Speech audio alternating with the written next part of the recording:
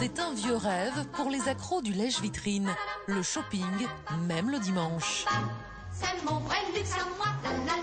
Sauf que dans les rayons, c'est une nouvelle guerre de tranchées qui vient de commencer.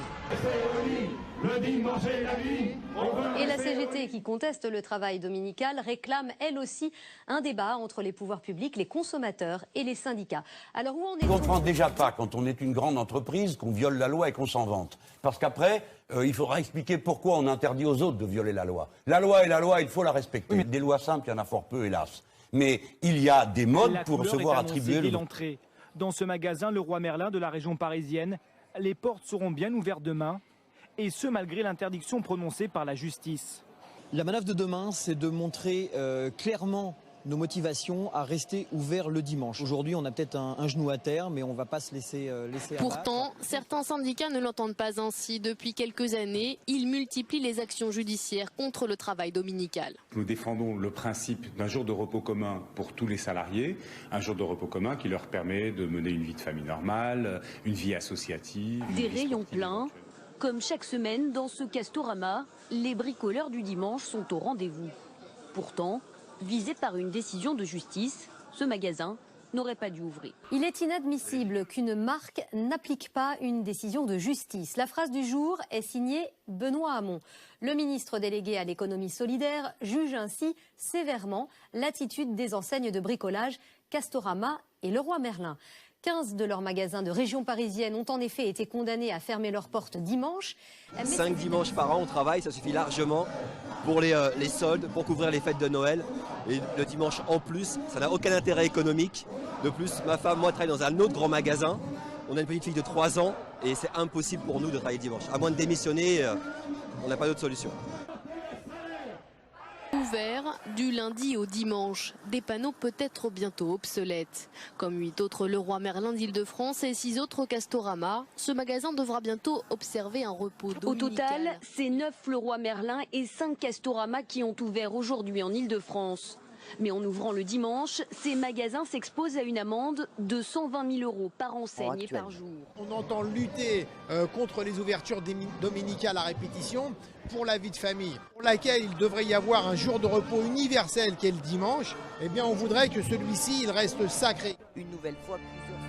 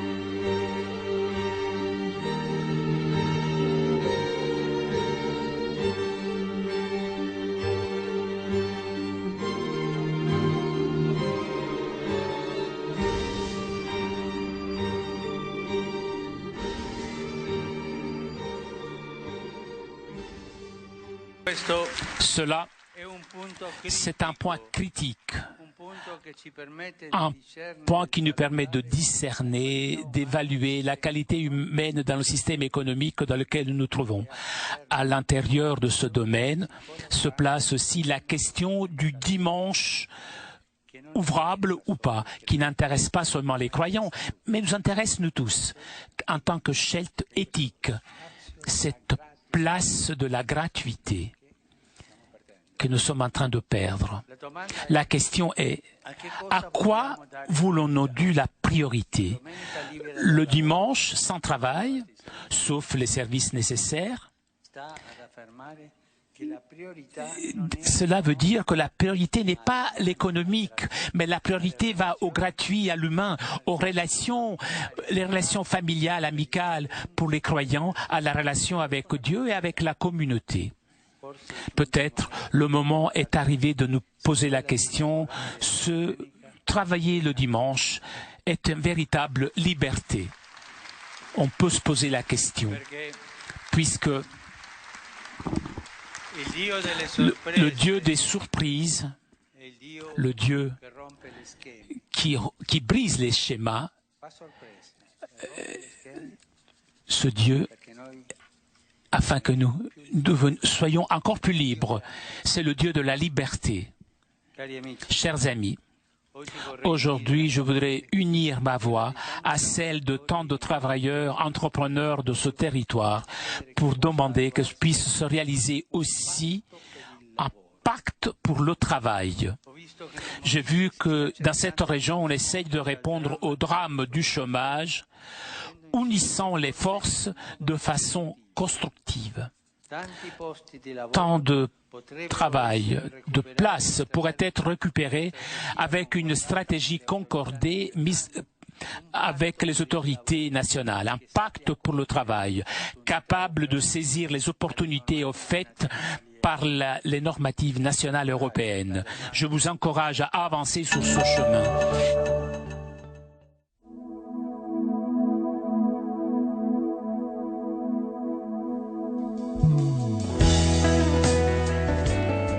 Une initiative est actuellement à l'étude au Parlement européen pour protéger le dimanche comme jour de repos hebdomadaire dans la législation des États membres et de l'Union européenne. Une initiative qui mérite d'être soutenue selon l'archevêque de Barcelone. Le cardinal Luis Martínez-Sistas a affirmé que supprimer le dimanche comme jour férié et prolonger l'ouverture des magasins les jours de fête entraînerait une augmentation du nombre des personnes obligées de consacrer ses heures et ses journées au travail. Si le dimanche n'est plus jour férié, de nombreuses personnes ne pourront pas se consacrer comme avant à leur famille.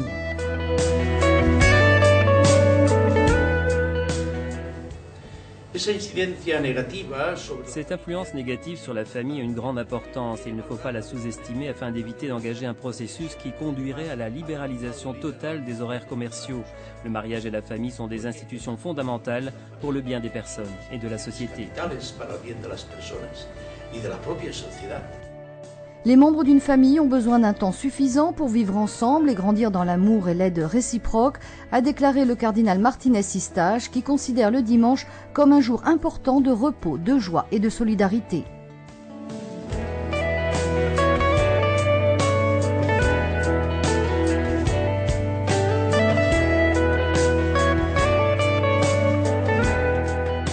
Monsieur le Président de la République a voulu augmenter les dérogations au repos dominical au motif que Madame Obama pourrait avoir envie d'aller faire ses courses ce jour-là.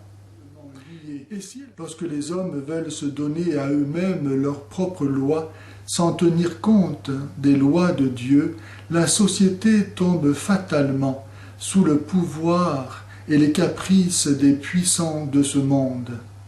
Le commandement de ne pas travailler le dimanche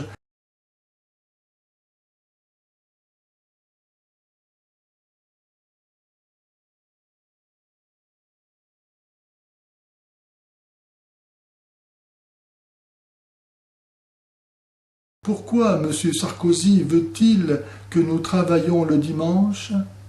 Pour gagner plus d'argent. Or nous savons que nous ne pouvons pas servir à la fois Dieu et l'argent. L'argent peut être un bon serviteur, mais il est toujours un mauvais maître. Le troisième commandement dit « Tu sanctifieras le jour du Seigneur ».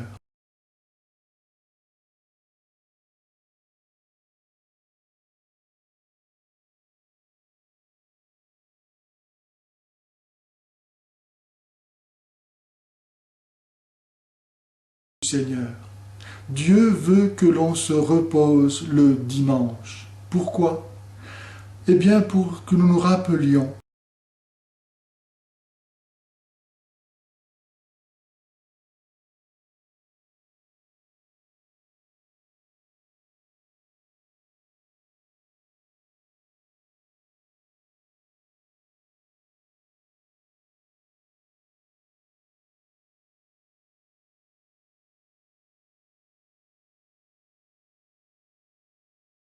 le dimanche est le jour où le Christ est ressuscité d'entre les morts. Le dimanche est le jour où Dieu nous a libérés en Jésus de tout mal, de tout esclavage et de la mort elle-même. Jour de fête et de joie, jour d'espérance.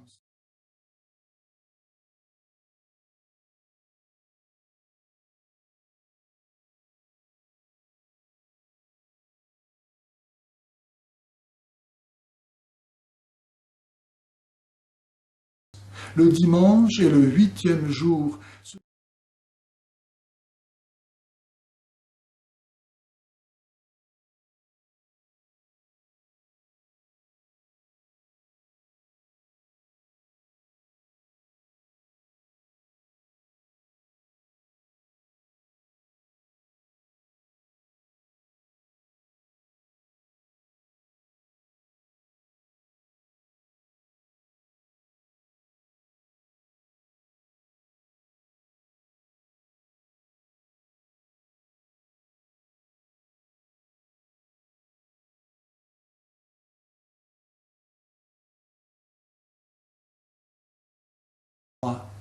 Oh certes, tous ceux qui vont à la messe ne sont pas des saints, mais tous les saints vont à la messe. Et ils ne peuvent pas faire autrement, puisque Jésus nous en a donné le commandement.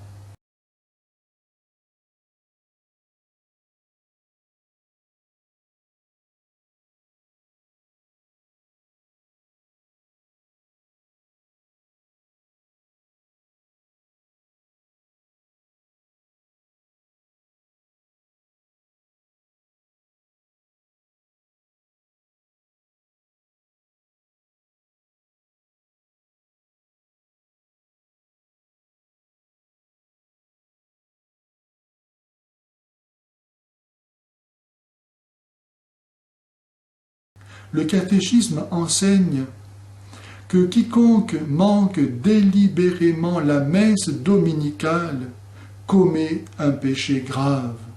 Ce qui veut dire que manquer la messe dominicale, c'est se rendre indigne de participer à la vie du ciel. Tant il est vrai que aller à la messe et aller au ciel, c'est la même chose. Et le catéchisme dit encore ceci. Les chrétiens ont à faire reconnaître les dimanches et jours de fête de l'Église comme des jours fériés légaux.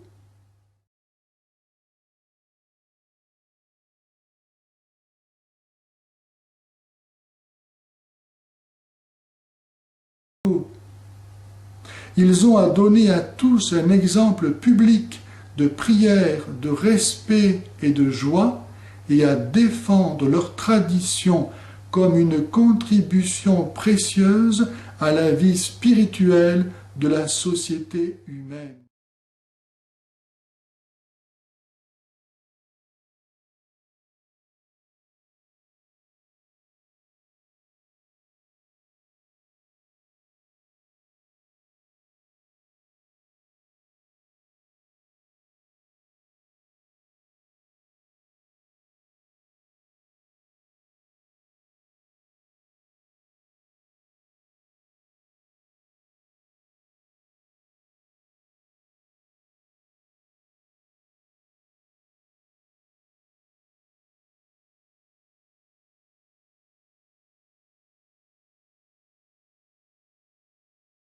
Nous sommes donc tous invités à ne rien acheter le dimanche, afin que chacun puisse se reposer et que Dieu ait sa place dans la cité des hommes.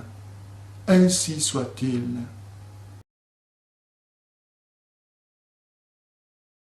Nous sommes donc tous invités à ne rien acheter le dimanche, à ne rien acheter le dimanche.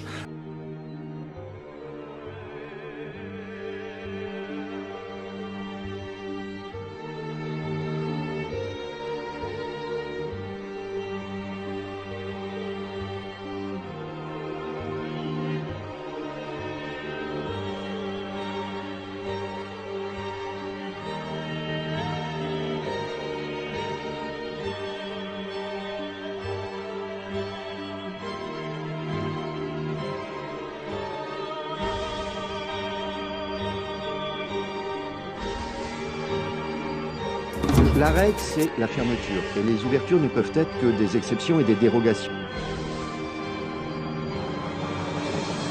À ces activités, mais au moins faut-il avoir une loi qui permette à tout le monde de savoir quelle est la règle et pas faire...